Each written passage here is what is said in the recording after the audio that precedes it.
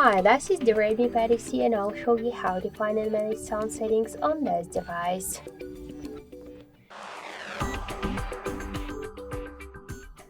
So let's open first the settings app and then tap to the sound section.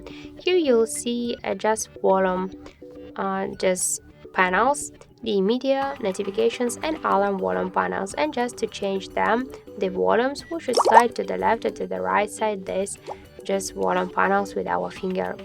Here we got the calendar sounds and other notification and reminders sounds. We could switch them just by tap on this section and select one from the available sounds here. After that, let's go back. We could here in sound assistant section we could adjust media sound in multiple apps, and to change the mutable audio sources settings just by click on each of the switcher. Let's go back. We could activate a turn off silent mode and to silence media in silent mode with the help of the switchers. Also we could activate a turn off the don't disturb mode.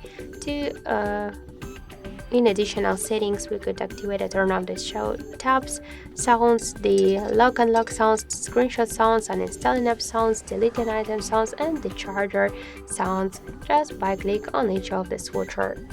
And let's go back. Here we got also the sounds effects, and we could activate a turn off the Dolby items and change the equalizer